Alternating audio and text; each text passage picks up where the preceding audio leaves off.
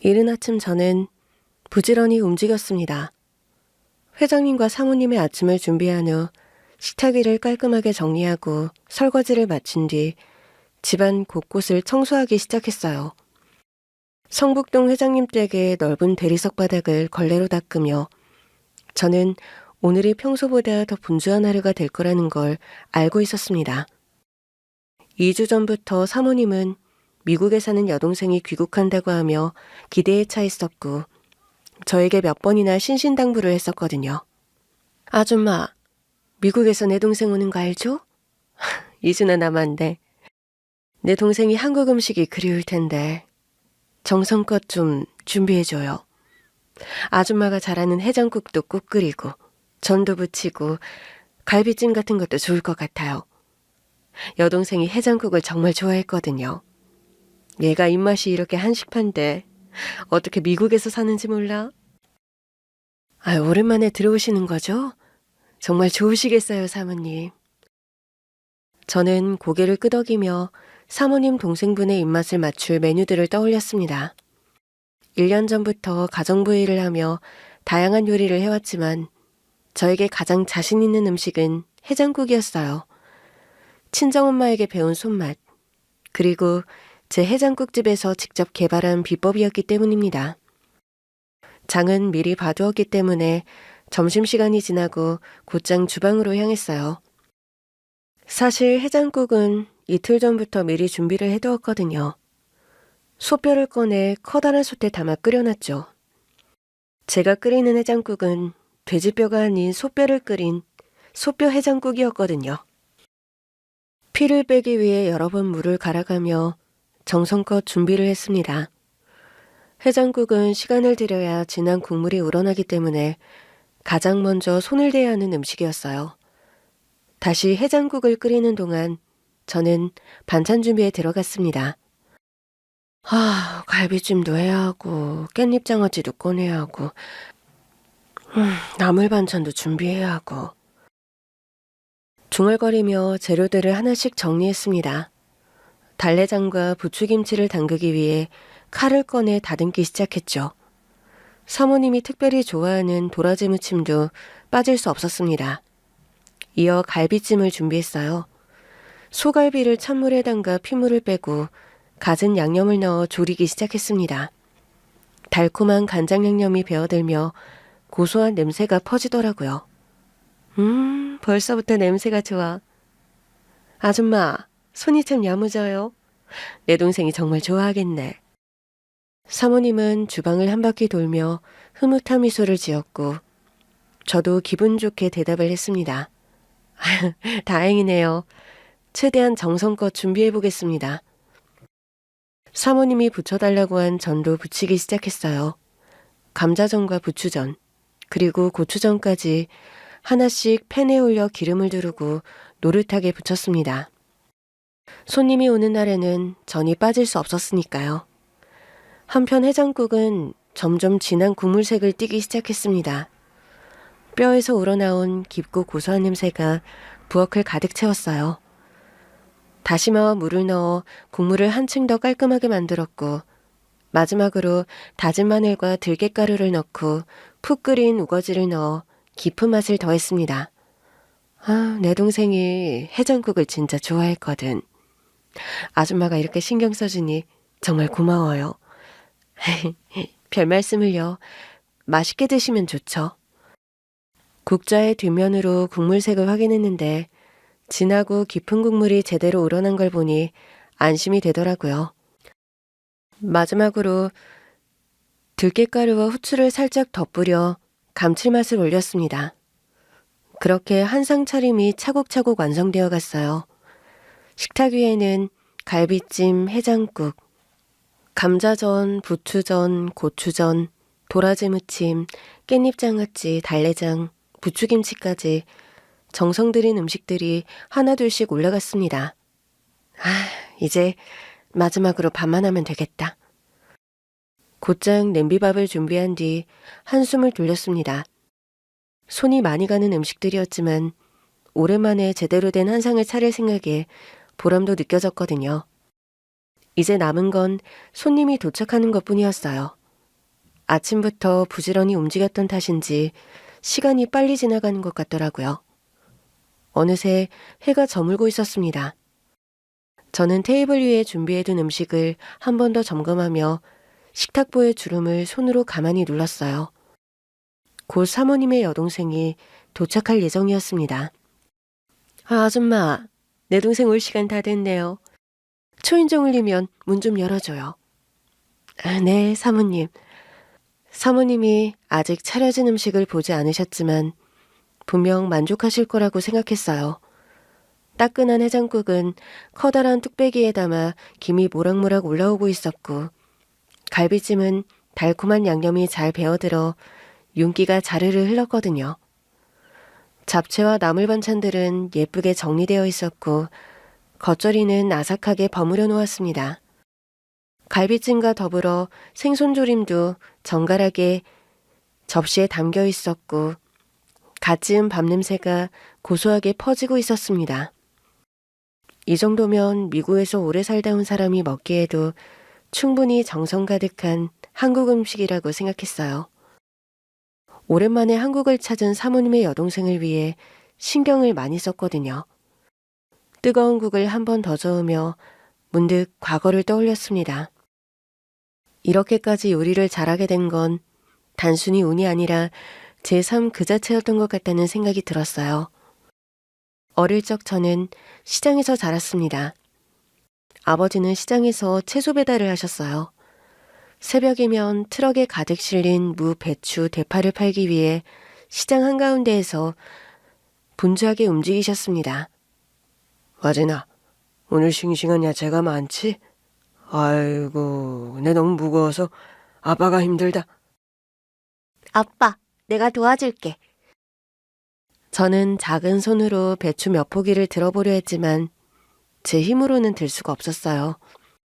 그러자 아버지가 웃으며 무 하나를 건네주셨죠. 와진이는 아직 어리니까 이거부터 들어봐. 정말 가벼운데요? 아빠는 왜 힘들다고 했어요? 무겁다고 하면 우리 딸이 도와줄까 싶어서. 아버지는 그렇게 농담을 하며 일을 하셨어요. 매일 시작되는 그 바쁜 하루 속에서도 저와 장난을 치던 아버지의 모습이 아직도 눈에 선한 것 같네요. 그리고 아버지와 함께 엄마도 시장에 계시는 시간이 많았습니다. 저희 엄마는 시장 안쪽에서 작은 국밥집을 하셨거든요. 가게는 크지 않았지만 국물이 깊고 진한 해장국 덕분에 단골 손님들이 많았습니다. 화진아, 오늘도 엄마 도와줄 거야? 네, 나 국물도 뜰 수 있어요. 아, 국물은 뜨거워서 안 돼. 여기 엄마가 퍼서 놔두면 파만 올려줄래? 응, 엄마, 내가 할게. 저는 작은 국자에 송송 썰려있는 파를 담아 어머니가 퍼주신 국 위에 올렸습니다. 그 작은 손길 하나에도 엄마는 늘 칭찬을 아끼지 않으셨어요. 우리 화진이 덕분에 국이 더 맛있어지겠다. 저는 그 말이 듣기 좋아서 엄마 곁을 떠나지 않고 가게에서 함께 시간을 보냈습니다. 가게에는 늘 구수한 국밥 냄새가 가득했고 어머니는 진한 국물과 함께 손님들에게 따뜻한 인사를 건네셨죠. 그렇게 저는 자연스럽게 요리를 익혀나갔습니다. 어려서부터 봐온 것, 손으로 직접 해본 것들이 쌓이면서 어느 순간 저도 제법 괜찮은 음식을 만들 수 있게 되었어요. 사모님의 집에서 정성껏 요리를 준비하는 순간에도 저의 손끝에는 어머니가 만들어주시던 해장국의 맛이 남아있다는 생각이 들었거든요. 그때 초인종이 울렸습니다. 아줌마, 내 동생 왔나 봐요. 문 열어주세요. 곧바로 과거의 기억에서 깨어나 서둘러 앞치마를 정리하고 현관문으로 다가갔습니다. 인터폰으로 보니 한 여자가 서 있더라고요. 언뜻 봐서는 저와 비슷한 나이로 보였는데 사모님과 나이 차이가 꽤 나는 여동생이구나 하는 생각이 들었어요. 사모님의 여동생은 정원을 지나 현관 앞에 도착했고 현관문을 열어준 순간 앞에 서 있던 사모님의 여동생과 눈이 마주쳤거든요. 그런데 사모님의 여동생은 한동안 저를 빤히 쳐다봤고 믿을 수 없다는 듯 눈을 동그랗게 떴습니다. 몇 초가 지났을까 갑자기 그 여자분의 얼굴이 새하얗게 변하더니 그대로 그 자리에 털썩 주저앉아 버린 거였습니다. 도대체 무슨 일이 일어난 것인지 알 수 없었어요. 어머나, 얘가 왜 이래? 서희야, 어디가 안 좋니? 몸이 아픈 거야? 제가 부축해드릴게요. 갑자기 왜 그러시는지. 아줌마, 그쪽 좀 잡아봐요. 얘, 일어나봐. 갑자기 왜 그래? 어떻게 이럴 수가. 사모님과 함께 사모님의 여동생을 부축해서 일으켰는데 간신히 몸을 일으킨 그 동생분의 시선은 여전히 저를 향하고 있었거든요. 그 눈을 바라보며 저 역시도 알 수 없는 느낌에 휩싸여 기억을 돌아보게 되었습니다. 생각해보면 한평생 정말 열심히 살았던 것 같아요. 어릴 적부터 바쁘게 일하는 부모님을 보며 자랐기 때문일까요? 저희 아버지는 새벽마다 시장으로 향했고 어머니는 국밥집에서 하루 종일 서서 손님을 맞이하셨거든요. 그러나 그 평범했던 일상이 산산이 조각난 건 제가 11살 되던 해였습니다. 그날도 평소처럼 장사를 끝내고 엄마와 저녁을 먹고 있었어요. 어머니는 늘 아버지가 퇴근하면 같이 저녁을 먹고 하루를 마무리했지만 그날은 아버지가 지방에 다녀오시는 날이었습니다. 화진아, 오늘 너희 아버지가 많이 늦으시는 것 같다. 아빠 오늘 시골 갔다 온다고 했잖아. 그렇긴 한데 길이 막히나? 너무 늦는 것 같아. 걱정하시는 엄마를 보니 저도 걱정이 되더라고요. 평소 같으면 벌써 도착하셨을 시간이었거든요. 어쩐지 불안한 마음이 들던 그때 전화벨이 울렸고 어머니가 황급히 받았습니다. 여보세요? 네, 맞아요. 제가 박영수 씨 아는데요. 그 순간 엄마의 얼굴이 창백해졌고 수화기를 잡고 있던 손이 부들부들 떨리는 걸 봤습니다. 그게 무슨 말씀이세요? 전화를 끊고 난 어머니는 아무 말도 하지 못하고 그대로 주저앉으셨어요. 그날 밤 아버지는 교통사고로 세상을 떠나셨습니다. 화물차에 치여 현장에서 세상을 떠났다는 경찰의 말이 믿기지 않았습니다. 그 사고가 아니었더라면 집에서 저녁을 드시면서 오늘 장사 어땠어? 라고 물으며 웃고 계셨던 아버지였거든요. 급하게 장례를 치르게 되었고 장례식장은 조용한 울음소리로 가득 찼습니다. 저는 아버지의 영정사진을 멍하니 바라봤는데 뭔가 현실감이 느껴지지 않았던 것 같아요. 어머니는 온종일 눈물을 흘리며 자리를 떠나지 않으셨습니다. 내가 당신 없이 어떻게 살아? 우리 화진이 어떡해? 그렇게 아버지가 떠난 후 어머니와 저는 둘만 남게 되었습니다. 아버지가 없는 집안은 예전과는 전혀 다른 분위기였어요. 어머니는 생계를 위해 홀로 국밥집을 지키셨고 저는 어머니를 도울 수밖에 없었어요.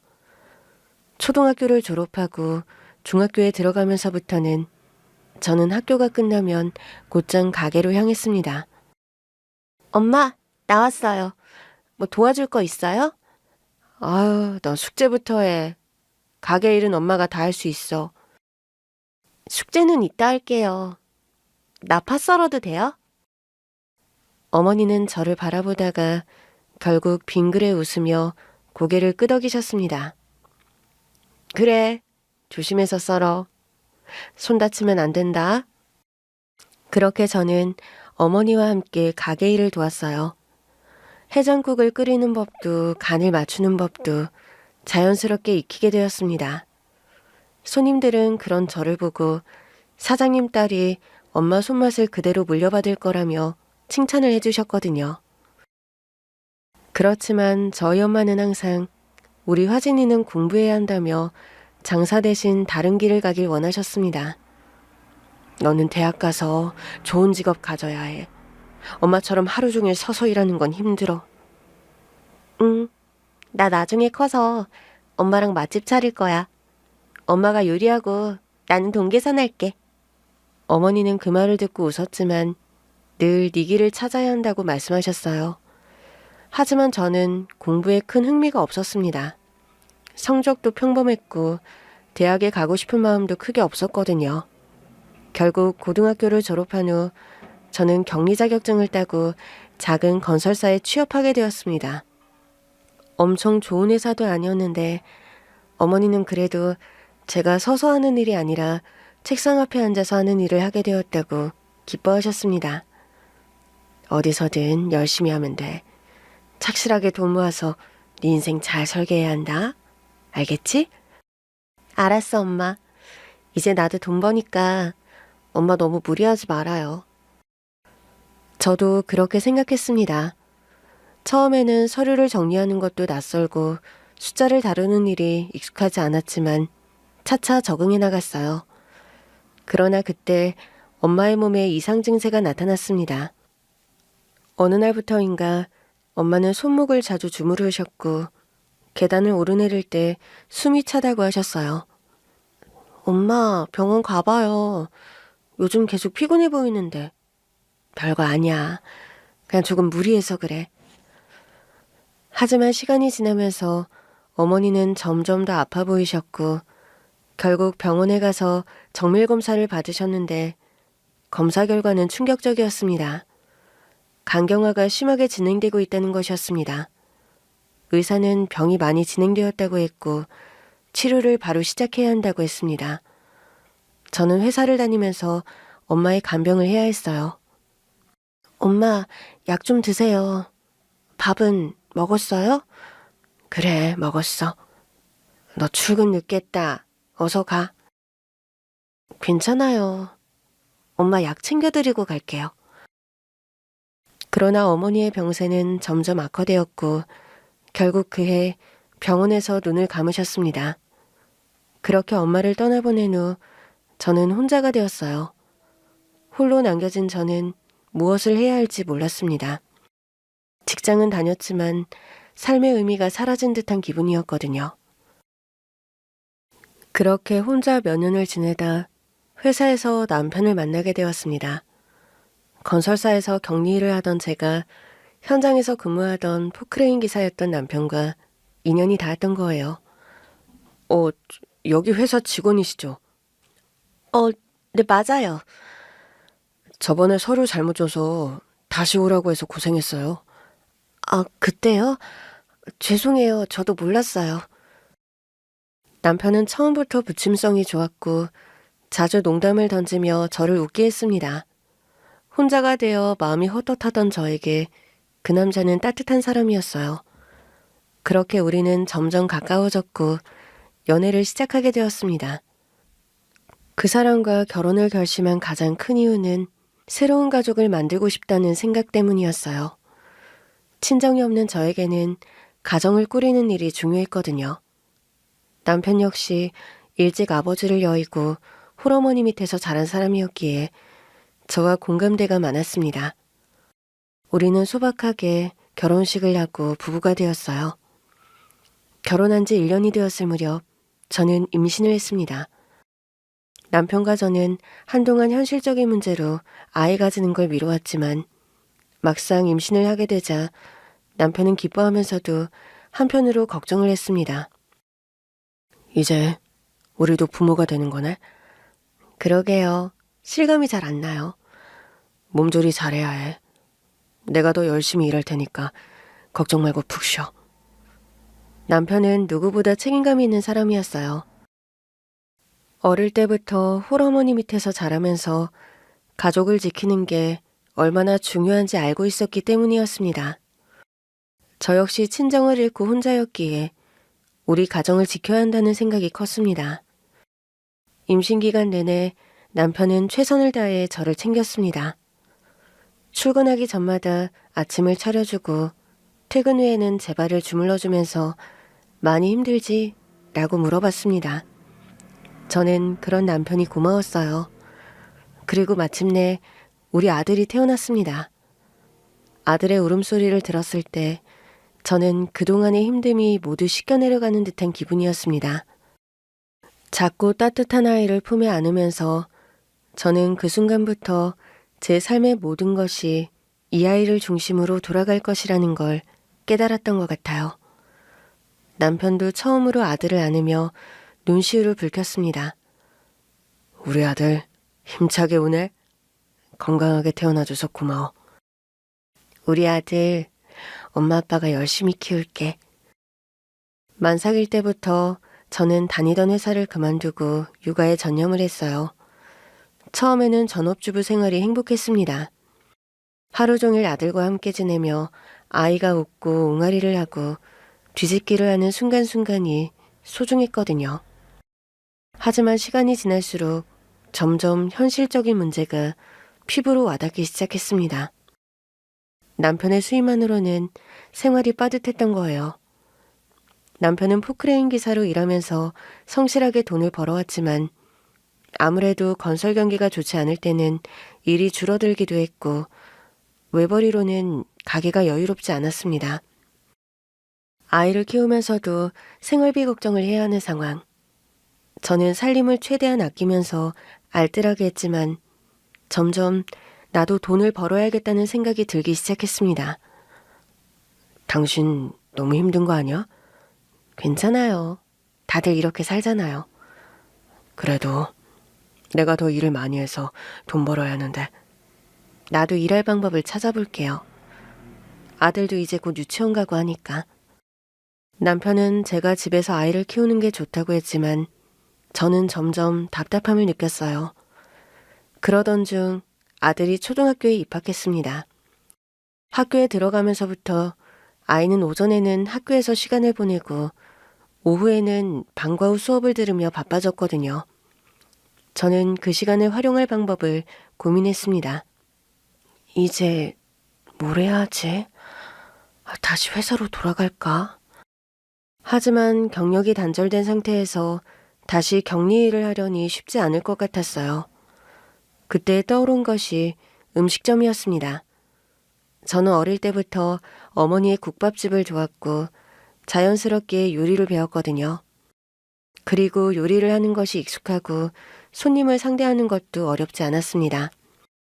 무엇보다도 해장국을 만들면 성공할 자신이 있었어요. 어머니의 손맛을 이어받았고 해장국을 끓이는 법을 누구보다 잘 알고 있었습니다. 그래서 남편에게 조심스럽게 이야기를 꺼냈어요. 여보, 나 음식점을 해보면 어떨까? 음식점? 갑자기? 갑자기가 아니고 쭉 생각해왔어요.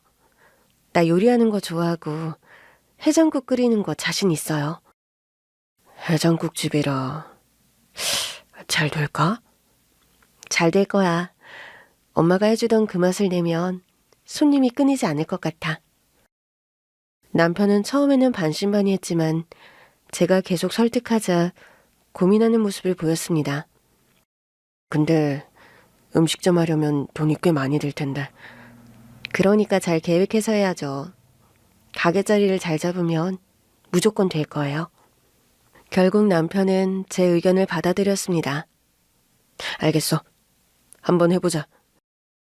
그렇게 저는 본격적으로 음식점을 준비하기 시작했는데 하지만 문제는 자금이었어요. 우리가 모아둔 돈만으로는 가게를 차리는 게 어려웠거든요. 그때 시어머니가 이 사실을 알게 되었습니다. 음식점 하려면 돈이 꽤 많이 들 텐데 너희 모아둔 돈만으로 괜찮겠니? 부족해서 대출을 생각하고 있어요. 내가 돈 좀 보태줄게. 그래도 내가 모아둔 종잣돈이 꽤 있다. 아니에요, 어머니. 그거 어머니께서 열심히 모으신 돈인데요. 내가 뭐 이 돈 가지고 있다가 무덤에 가지고 가겠니? 뭘 하겠니? 무슨 부귀영화를 누린다고. 그냥 아들이랑 며느리가 열심히 살아본다고 하니까 나 좋은 마음으로 보태도록 할게. 어머님, 남편이랑도 상의해보시는 게 좋을 것 같아요. 그래, 알겠다. 뭐 당연히 엄마가 도와준다고 하면 좋다고 하겠지. 거절하겠니? 어머님은 남편에게 선뜻 돈을 보태준다고 하셨고 남편은 감사하다면서 그 도움을 받겠다고 했어요. 저는 어머님께 돈을 빌리는 거고 나중에 장사가 잘 되면 어머님께 돈을 갚아야 한다고 생각을 했습니다. 그 당시 어머님이 내거신 조건은 하나였어요. 가게를 얻는데 돈을 보태주는 대신 가게 낼 때 사업자 명의는 남편의 이름으로 하자는 거였습니다. 처음에는 고민했지만 어차피 부부 공동재산이니까 괜찮을 거라고 생각을 했습니다. 그 당시 살고 있던 집도 남편 명의였었고 10년째 잘 지내고 있었으니까요. 네, 그렇게 해요. 감사합니다, 어머니. 그렇게 해서 해장국집을 오픈할 준비를 시작했어요. 장사를 시작하려니 할 일이 산더미 같았습니다. 가게 자리를 보러 다니고 주방기구를 사고 해장국 외에도 반찬이며 메뉴를 정해야 했거든요. 남편은 본업이 있었기에 가게 운영은 온전히 제 몫이었습니다. 하지만 저는 두렵지 않았어요. 돌아가신 친정어머니가 생전에 해오던 그대로 손님들에게 따뜻한 한 끼를 대접하겠다는 마음이었습니다. 해장국집을 연 첫 해는 생각보다 훨씬 힘든 나날이었습니다. 가게를 오픈하기까지 온갖 준비를 했지만 장사는 예상대로 되지 않았습니다. 아침부터 부지런히 육수를 끓이고 국밥을 준비했지만 손님이 몇 명 오지 않았거든요. 오픈 초기라 그런가 보다 생각했지만 한 달, 두 달이 지나도 가게는 기대만큼 잘 되지 않았습니다. 장사라는 게 참 쉽지 않네요. 그래도 너무 조급해하지 말자. 처음부터 잘 되는 가게는 없대. 맞아요. 그래도 포기할 생각은 없어요. 우리 해장국이 얼마나 맛있는지 손님들이 알게 되면 언젠가 잘 될 거예요. 남편도 가끔 가게에 들러 저를 도왔습니다. 주방은 전적으로 제가 책임지고 있었지만 남편이 홀서빙을 도와주면서 조금씩 가게 운영에 적응해 나갔어요. 그렇게 6개월이 지난 어느 날부터 가게에 단골 손님들이 하나둘 생기기 시작했어요. 사장님, 여기 해장국 진짜 맛있네요. 아까 그 사람한테 듣고 처음 와봤는데 국물 끝내줘요. 맞아요. 국물에서 깊은 맛이 나요. 감사합니다. 앞으로 자주 와주세요. 그때부터 입소문이 나기 시작했던 것 같아요. 특히 가게 근처에 있던 직장인들과 택시기사님들이 단골이 되면서 손님이 늘어났습니다. 아침마다 여기서 해장국 한 그릇 먹고 가면 속이 든든해요. 야, 너도 여기 와서 한번 먹어봐. 이 집 국물이 끝내준다니까. 택시기사들이 오가면서 가게를 추천하고 입소문이 퍼지면서 손님들이 점점 많아졌습니다. 저는 더욱 정성껏 국을 끓였어요. 매일 새벽 아침 일찍 일어나 뼈를 푹 꼬아 깊은 맛을 내고 반찬 하나도 소홀히 하지 않았습니다. 그렇게 1년이 지나자 해장국집은 슬슬 자리 잡기 시작했고 3년 차가 되자 가게는 문전성시를 이루기 시작했습니다. 이미 그때부터 저 혼자는 감당이 안 되어서 직원들도 여러 뽑고 장사를 하고 있었거든요. 방송 프로그램에서 지역 맛집을 소개하는 코너에 저희 가게가 나오게 되었는데 방송이 나간 뒤 가게는 그야말로 대박이 났습니다. 아침 일찍부터 손님들이 줄을 서기 시작했어요. 여보, 이제 아주 제대로 바빠지겠어? 그러게요. 너무 꿈만 같아. 그때부터 하루에 재료를 몇 배나 더 준비해야 했습니다. 육수를 몇 솥씩 끓이고 고기를 삶고 반찬을 몇 번이고 새로 만들어야 했어요. 남편도 그때부터는 본업을 접게 되었죠. 손님들 중에는 연예인들도 종종 찾아왔고 유명 블로거들도 방문해 가게를 소개하면서 점점 더 알려졌어요. 그렇게 가게를 연 지 5년이 되었을 때 매출이 20억을 넘겼습니다. 해장국집이 이렇게 잘 될 줄 알았어? 아니, 그냥 잘 됐으면 좋겠다고 생각만 했지. 이 정도일 줄은 몰랐지. 여보, 이거 시작할 때 어머님이 돈 보태주셔서 시작했잖아요. 이제 그거 돌려드려야죠. 그래야지. 어머니한테 말씀드려봐. 저는 어느 날 시어머니를 찾아가 봉투를 내밀었습니다. 어머니, 처음에 가게 올 때 도와주셔서 감사했어요. 이제 그때 도움받은 돈에 이자까지 쳐서 돌려드릴게요. 하지만 시어머니는 손사래를 치며 봉투를 밀어냈습니다. 너희한테 준 돈인데 왜 돌려줘? 난 받을 생각 없으니까 너희 잘 되면 그걸로 족하다. 가족끼리 뭘 그러니? 내가 뭐 은행도 아니고 이자놀이 하자고 그 돈 준 거 아니다. 그래도 어머님 덕분에 시작할 수 있었어요. 그냥 받으세요. 아니야. 너랑 우리 손자 잘 되라고 한 거야. 받을 생각 없으니까 그런 말 마라. 시어머니는 끝끝내 돈을 받지 않겠다고 했어요. 저는 결국 그 돈을 돌려드릴 수 없었지만 그 대신 매달 넉넉하게 용돈을 챙겨드리기로 했습니다. 그렇게 저는 성공한 사업가로 자리 잡게 되었고 해장국집은 꾸준히 성장해 나가고 있었어요. 가게가 잘 되면서 우리 가족의 생활도 몰라보게 달라졌어요. 처음에는 바쁘기만 했던 하루하루였는데 시간이 지나면서 점점 경제적으로 여유가 생겼거든요. 장사가 안정되자 남편과 저는 더 좋은 환경에서 살고 싶다는 생각을 하게 되었고 우리는 더 넓고 쾌적한 아파트로 이사를 했습니다. 아들도 그 당시 초등학교 고학년이 되었고 더 좋은 교육 환경을 위해 학원도 보내기 시작했습니다. 남편도 몇 년 전 포크레인 일을 그만두고 가게 운영에만 집중하기로 했거든요. 하지만 그 집중이라는 것이 꼭 가게에서 직접 일을 하는 것만을 의미하는 건 아니었어요. 장사가 잘 되면서 남편의 생활도 변하기 시작했습니다. 처음엔 단순히 일에서 벗어나 여유를 즐기는 정도였지만 점점 취미생활에 몰두하는 시간이 많아졌죠. 처음에는 헬스장을 다니더니 어느 순간부터 남편은 골프에 빠졌습니다. 처음에는 가끔 주말에 나가는 정도였는데 점점 평일에도 골프 약속이 늘어나더라고요. 요즘 골프 치러 가는 횟수가 늘었네. 가게 일은 신경 안 써도 돼? 내가 없어도 가게 잘 돌아가잖아. 직원들도 있고 당신이 다 알아서 하니까. 그래도 너무 가게를 신경을 안 쓰는 것 같아서 장사 시작할 때는 고생했지만 이제는 좀 즐기면서 살아도 되잖아. 여보, 나 포크레인 기사로 몸 쓰는 일로 젊은 시절을 다 보냈어. 당신 우리 우석이 낳고 일 하나 안 할 때 내가 포크레인으로 다 먹여 살렸잖아. 이제 나도 좀 편하게 나 하고 싶은 거 하면서 살고 싶어. 당신 이해해 줄 수 있지? 남편은 별 대수롭지 않다는 듯 웃으며 말을 넘겼어요. 솔직히 저는 남편이 가게 일에 신경을 덜 써도 상관없었습니다. 가게 운영은 거의 제가 전담하고 있었으니까요. 하지만 문제는 골프뿐만이 아니었어요. 처음엔 골프, 그 다음은 해외여행. 남편은 친구들과 골프 투어를 다녔습니다. 이번에는 어디로 가요? 태국. 이번에 좋은 골프 코스가 있어서 가보려고. 며칠 동안? 한 4박 5일? 가게는? 당신이 잘하고 있잖아. 남편의 태도가 점점 무책임해지는 것이 느껴졌어요.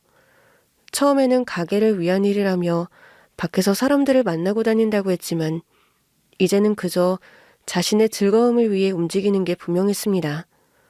그러던 어느 날 남편은 진지한 얼굴로 저를 불러앉혔습니다. 우리 이제 그만하자. 그만하자니 무슨 말이야? 이혼하자는 말이야. 순간 머리가 띵했습니다. 그게 갑자기 무슨 말이에요? 갑자기가 아니야. 난 더 이상 이렇게 살고 싶지 않아. 이렇게라니 그게 무슨 뜻인데? 당신이랑 사는 게 숨막혀. 당신 너무 억세잖아. 이렇게 잘 살게 되었는데도 뭐 하나 즐기는 거 없이 억처구멈처럼 악착같이 사는 당신 같은 여자랑은 못 살겠어. 난 좀 더 여유롭게 살고 싶어. 그 말에 심장이 덜컥 내려앉았습니다. 여유롭게 살고 싶다니. 당신 지금도 온갖 여유 다 부리면서 살고 있잖아. 그럴 때마다 당신이 뭐 그냥 곱게 보내줘? 눈치 보면서 다니기 싫다고. 내가 무슨 애도 아니고 하나하나 당신한테 허락을 받아야 해? 지금까지 힘들게 같이 일해서 여기까지 온 건데 이제 와서 이렇게 말한다고? 난 진작에 이렇게 될 줄 알았어. 당신이랑 나랑 너무 달라. 그동안 변해가는 남편의 모습을 보면서도 설마 이혼을 요구할 거라고는 생각하지 않았는데, 하지만 남편의 표정에는 단호함이 묻어 있었습니다. 남편의 이혼 요구는 처음에는 당황스러웠지만 시간이 지나면서 점점 현실로 다가왔어요. 이혼을 하지 않겠다고 버텨볼 수도 있었지만 이미 남편의 마음이 떠났다는 것을 알고 있었습니다. 억지로 붙잡아둔다고 해서 다시 예전처럼 돌아갈 수는 없었죠. 하지만 막상 이혼을 결심하고 나니 예상보다 더 가혹한 현실이 저를 기다리고 있었습니다. 남편과의 이혼 절차가 진행되면서 가장 먼저 부딪힌 것은 재산 분할 문제였습니다. 변호사 사무실에서 마주 앉아 남편과 시어머니의 입장을 듣는 순간 저는 너무도 당혹스러웠습니다. 집은 반반 나누자. 가게는요? 난 가게만 있으면 돼. 그건 안 되지. 가게는 4명이잖아. 그건 초반에 시어머니가 도와주셔서 명의를 당신 이름으로 한 것뿐이잖아요. 너도 인정하네. 처음에 엄마 돈 아니었으면 가게 시작도 못했잖아. 어쨌든 사업자도 내 이름이고 그 뭐냐? 시드머니도 우리 어머니가 내줬잖아. 그걸 네가 가져간다는 게 말이 돼? 그동안 가게 운영은 누가 했는데? 누가 새벽부터 나가서 국 끓이고 장 봐오고 손님들 하나하나 응대했는데? 네가 장사한 건 알지만 법적으로 그 가게는 4명이야. 지난 5년 동안 가게에 바친 내 노력은 뭐가 되는 건데? 예, 네가 노력 안 했다는 게 아니다. 하지만 어디까지나 내 아들 덕분인 거지. 가게 시작할 때 돈이 없어서 나랑 내 아들 돈으로 차린 거잖니. 그래서 제가 3년 차에 돈을 갚았잖아요. 돈을 갚았다고? 나 그거 받은 적이 없다. 내가 그때도 말했지. 빌려준 거 아니고 그냥 내가 아들한테 준 돈이라고. 그러니까 내 돈으로 차린 가게지. 나랑 우리 아들 돈으로. 너 생각해봐라. 이제 와서 가게가 네 거라고 하는 거 너무 욕심 부리는 거 아니니? 처음부터 내 돈 아니었으면 가게 시작도 못했고 니들 아파트로 이사도 못 갔어. 그 아파트 값을 반을 준다고 하는데 그것만으로도 감지덕지 아니니? 저는 아무 말도 할 수가 없었습니다. 가게를 키운 것은 분명 저였지만 모든 법적인 명의는 남편에게 있었거든요. 저에게 남은 것은 아파트 가격 반이었어요. 가게를 빼앗기는 것도 억울했지만 가장 힘들었던 건 아들의 양육권이었습니다. 아들은 내가 키울 거야. 너 가게도 없고 지금 당장 수입도 없잖아. 그렇다고 아들을 나 없이 키운다는 게 말이 돼? 아휴, 너도 알잖니. 아이는 경제적으로 안정된 쪽이 키우는 게 맞아. 애가 완전 어린애도 아니고 이제 다 컸잖니. 너 가게에서 일한다고 바빠서 실질적으로는 어릴 때는 이 할미쁨에서 자란 내 새끼다. 애가 중학생인데 네가 어떻게 키울 건데? 딸도 아니고 아들이잖아. 아들한테는 아빠가 있어야 하는 법이야. 게다가 너 지금이라도 새로운 일 알아봐야 할 거 아니야? 그럼 네가 애한테 신경 쓸 시간이 있겠어? 한창 공부할 때인데. 애한테도 여유로운 환경이 필요해. 애도 여기서 친구들과 계속 학교 다녀야지. 네가 데리고 나가면 애도 힘들어질 거야. 현실적으로는 남편이 경제력이 더 높기 때문에 법적으로도 아들이 남편과 있는 게 유리하다고 했고, 그렇게 저는 아들과 떨어지게 되었습니다. 집을 정리하는 날, 저는 아들이 학교에서 돌아오기 전까지 짐을 옮겼습니다. 엄마는 언제든 볼 수 있어. 네가 원하면 언제든. 엄마, 이제 같이 못 사는 거야? 엄마가 많이 부족해서 미안해. 엄마도 나 보고 싶으면 말해. 저는 울지 않으려고 애썼습니다. 집을 나오면서 마지막으로 가게를 바라보았어요. 제 손으로 지키지 못한 가게, 제 손으로 돌보지 못하게 된 아들. 그렇게 저는 모든 것을 잃고 다시 혼자가 되었습니다. 그렇게 남편과 시모에게 매출 20억 찍던 해장국집 빼앗기고 성북동 회장님 댁 가정부로 들어가서 사는 중. 아줌마, 미국 사는 내 여동생 귀국한다고 하니 만난 거 준비해줘요. 사모님 여동생이 현관문을 열고 들어온 순간 날 본 여동생이 그 자리에 털썩 주저앉는데, 언니, 맞죠? 사모님의 여동생은 놀란 듯 떨리는 목소리였고 저는 순간적으로 몸이 굳었어요. 얼굴을 살펴보았는데 어딘가 낯이 익은 듯 했지만 선뜻 누구라고 떠올리기가 어려웠거든요. 그런데 그 여자, 사모님의 여동생은 저를 언니라고 불렀습니다. 그 음성에는 확신이 담겨 있는 것 같았어요. 얘, 도착하자마자 무슨 말이야? 왜 그래? 네 언니 여기 있잖니? 사모님이 다급하게 다가가 여동생을 부축했지만 그 여자의 시선은 저에게 고정되어 있었습니다. 언니, 그게 아니고 이분 말이야. 언니 맞죠? 화진 언니. 그 순간 제 심장이 철렁 내려앉았어요. 화진. 그 이름은 오랜 세월 동안 불리지 않았던 제 이름이었죠. 이혼하기 전에는 여보, 당신, 누구 엄마, 사장님. 이곳에 들어와 가정부로 생활한 뒤에는 아줌마라는 호칭으로 불려왔습니다. 제 이름을 이렇게 또렷하게 그리고 감격스러운 듯한 목소리로 부르는 사람을 만날 줄은 꿈에도 몰랐어요. 그 여자는 손을 떨며 저를 향해 한 걸음 다가왔습니다. 정말 언니죠? 나 서희예요. 언니, 나 기억나요? 서희. 그 이름을 듣는 순간 제 머릿속이 멍해졌어요. 정말 오래, 수십 년 전 어린 시절 시장 골목에서 어머니의 해장국집을 도우며 보냈던 그때 항상 해장국집 앞을 서성이던 한 여자아이가 있었습니다. 마른 몸에 늘 헐렁한 옷을 입고 배가 고파 보였던 아이. 사람들의 시선 속에서도 언제나 혼자였던 아이였죠. 그 아이가 안쓰러워서 엄마와 저는 국밥과 반찬 몇 가지를 내어 그 아이의 끼니를 챙겨주었거든요. 믿을 수 없다는 듯 저는 그 여자를 뚫어져라 바라보았습니다. 서희?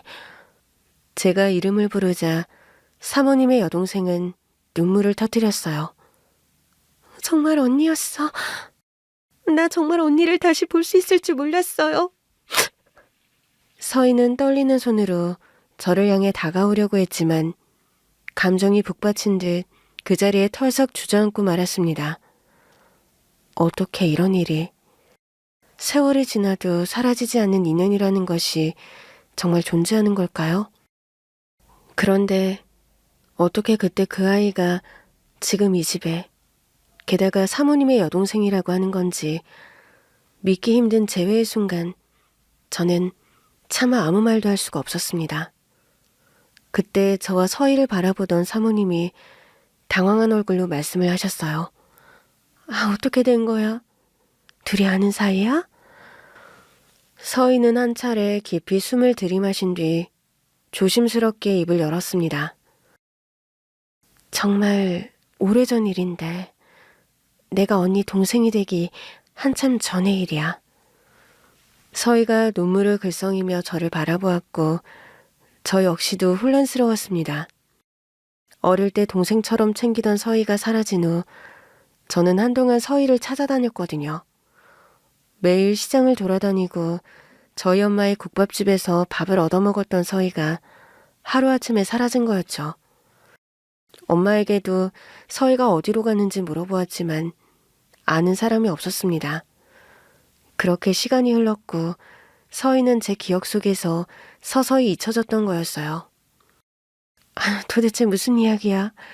서희 네가 우리 집에 오기 전이라고? 어릴 때 아버지는 안 계셨고 저를 낳아주신 엄마는 많이 편찮으셨거든.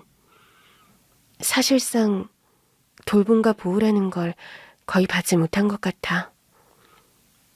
언니, 나는 그때 시장에서 남은 음식을 얻어먹으면서 하루하루를 버텼어요.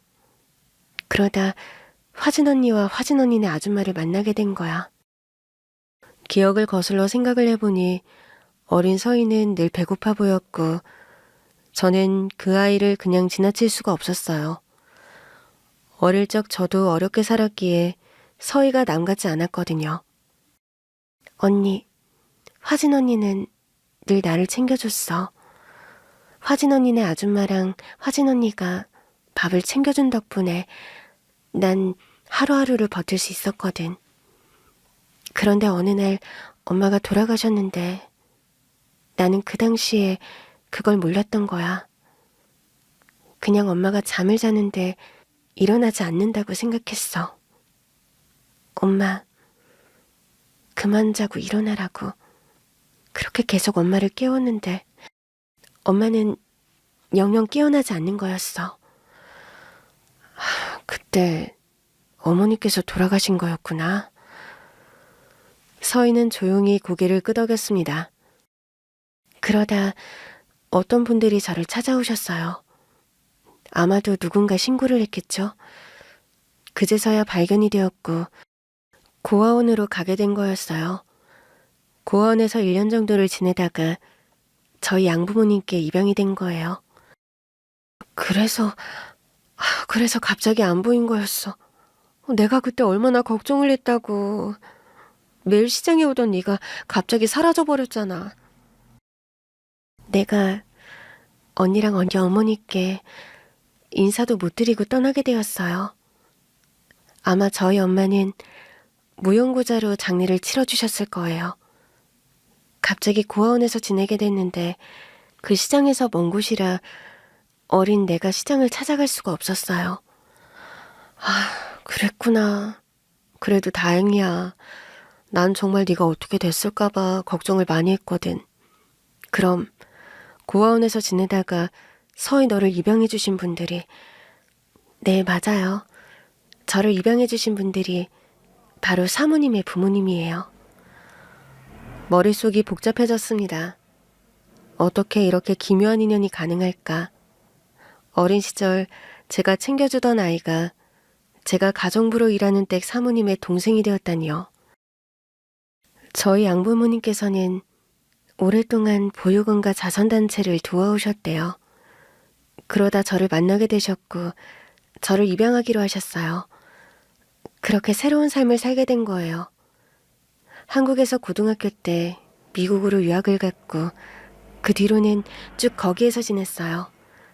대학도 미국에서 나오고 미국에서 일을 하면서요. 그러다 정말 오랜만에 한국에 돌아오게 된 거예요. 서희의 이야기를 듣던 사모님의 표정을 살펴보니 저와 관련된 이야기는 처음 듣는 것 같았습니다. 서희야, 왜 이런 이야기를 지금까지 안 했어? 나도 몰랐어. 그러니까 화진 언니가 이렇게 살아가고 있을 줄은 정말 몰랐어. 그동안 언니만 미국에 잠깐 다녀갔지. 내가 직장 다닌 이후 한국에 온 게 정말 오랜만이잖아. 그래, 사실 그 오래전 처음 우리 집에 왔을 때도 넌 말이 별로 없는 아이였지. 시간이 지나며 조금씩 대화를 했지만 우리가 가족으로서 가까워지기까지는 참 오랜 시간이 걸렸잖아. 그래도 언니가 날 친동생처럼 아껴주고 챙겨줘서 그게 항상 고마웠어. 그 말을 한 뒤 서희는 제 손을 꼭 잡았습니다. 화진 언니, 여기서 이렇게 만나게 되다니 기적 같아요. 화진 언니가 우리 언니네 집에서 일을 하는지 정말 몰랐어요. 고아원에서 지내다 너무 감사하게도 좋은 가족의 입양을 가게 되어서 잘 지냈지만 우리 언니를 만나기 전까지 사실 화진 언니와 언니 어머님 덕분에 그 힘든 시절을 버텼던 거잖아요. 그 모든 상황을 지켜보던 회장님과 사모님이 깊은 한숨을 내쉬었습니다. 사모님은 제 얼굴을 바라보며 조용히 말씀하셨어요. 그러니까 내가 늘 맛있게 먹던 해장국을 끓여주던 사람이 오래전 어린 서희를 지켜주고 돌봐준 사람이었다는 거네요.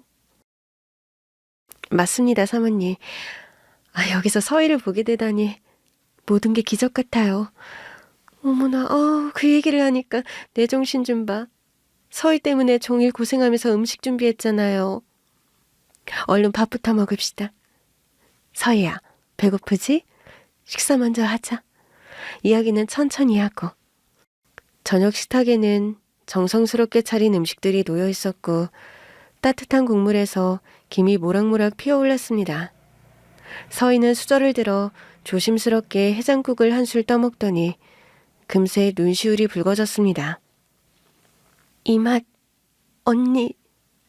어릴 때 시장에서 언니랑 아줌마가 주던 그 국밥 맛이랑 똑같아요. 우리 엄마가 하던 방식 그대로야. 어릴 때부터 엄마한테 요리를 배웠으니까. 정말 그렇게 시간이 오래 지났는데 맛이 기억이 나다니 너무 신기해. 이런 걸 소울푸드라고 하는 걸까요? 서희는 제가 차린 음식들을 맛있게 먹었고 저는 그 모습을 흐뭇하게 바라보았어요. 그렇게 식사를 마친 뒤 정리를 하고 있을 때 서희가 제 곁에 다가왔습니다. 그런데 언니, 어떻게 우리 언니 집에서 가정부를 하게 된 거예요? 저는 순간 말문이 막혔어요. 이제 와서 무슨 말을 먼저 꺼내야 할까 고민이 되었지만 결국 담담하게 제 이야기를 시작했습니다. 어린 시절부터 시작해 엄마가 돌아가신 이야기, 결혼을 하고 해장국집을 열게 된 과정, 그리고 남편과 시모에게 모든 것을 빼앗기고 이혼을 당했던 이야기까지 차근차근 모든 것을 털어놓았어요. 서희는 처음엔 조용히 듣고 있었지만 결국 참지 못하고 분노에 찬 얼굴로 말했습니다. 말도 안 돼요. 언니가 그렇게 힘들게 성공시킨 해장국집을 어떻게 그런 식으로 빼앗아갈 수 있어요? 다른 것도 아니고 그 해장국은 돌아가신 언니 어머님 레시피잖아요. 사업자 명의가 남편 이름이었고 시어머니가 초기 자금을 도와줬던 것도 있어서 그 당시에 더 맞서야 했는데 갑작스러운 이혼에 너무 충격이 커서 제대로 대처를 하지 못했던 것 같아. 서희는 깊은 한숨을 내쉬며 손을 꽉 쥐었어요. 화진 언니, 가만히 있으면 안 돼요. 다시 되찾을 방법을 찾아야 해요. 시간이 이렇게 지났는데 이제 와서 뭘 할 수 있을까? 서희는 단호한 눈빛으로 저를 바라보며 고개를 저었습니다. 화진 언니, 내가 우리 언니한테 말해볼게요. 우리 언니랑 형부가 잘 아는 변호사님이 있어요. 화진 언니, 포기하지 말아요. 언니의 해장국집 다시 되찾을 수 있어요. 그렇게 서희는 사모님께 자초지종을 설명한 뒤 변호사가 필요하다는 이야기를 했고 며칠 후 저는 서희와 함께 사모님이 소개해준 변호사를 만나게 되었습니다. 변호사는 사건을 꼼꼼하게 검토한 후 희망적인 말을 꺼냈어요. 사업자 명의가 남편인 건 사실이지만 해장국집의 실질적인 운영자가 누구인지 입증할 수만 있다면 충분히 승산이 있습니다. 변호사는 해장국집의 거래 내역과 직원들의 증언을 모으기 시작했습니다. 해장국집에서 일했던 직원들과 오래된 단골 손님들까지 증인으로 나서주었어요. 회계 기록까지 철저히 조사한 결과 가게 운영의 핵심이 저였다는 사실이 점점 분명해졌죠. 마침내 법정에서 마지막 재판이 열리는 날 저는 변호사와 함께 앉았고 방청석에는 서희도 앉아 있었어요. 그 가게는 제 명의로 된 겁니다. 저도 사업을 키우기 위해 노력했어요.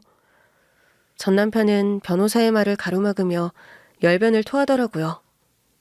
하지만 실질적으로 가게를 운영한 사람은 피고가 아닌 원고입니다. 이 점을 뒷받침하는 증거와 증언을 충분히 제출했습니다. 재판이 진행되는 동안 남편과 시모는 불안한 기색을 감추지 못했습니다. 그리고 판사의 마지막 판결이 내려졌어요. 원고가 사업 운영의 실질적 책임자였음이 입증되었습니다. 따라서 본 법원은 해장국집의 소유권을 원고에게 반환할 것을 명합니다. 그 순간 저는 자리에서 힘이 빠져 주저앉을 뻔했습니다.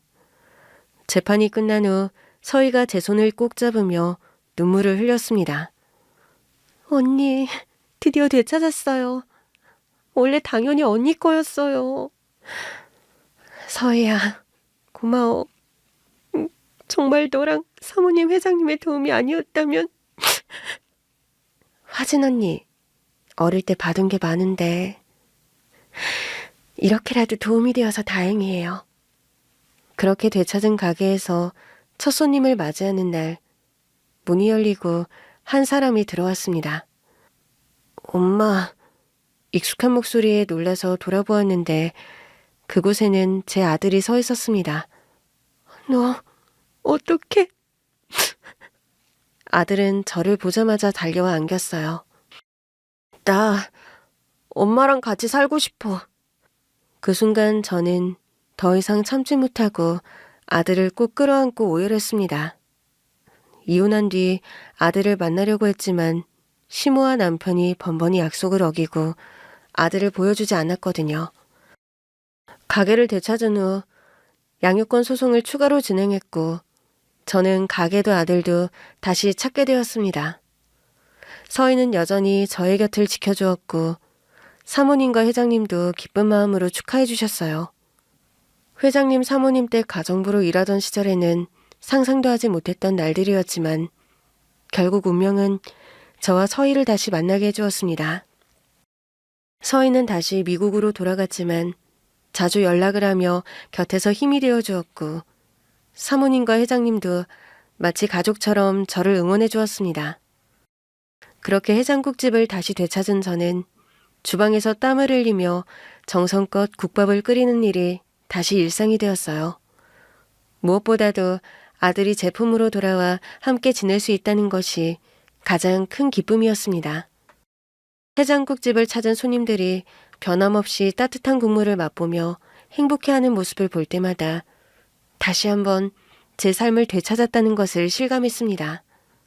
이제 저는 잃었던 것들을 되찾고 사랑하는 아들을 키우며 소중한 날들을 살아가고 있습니다.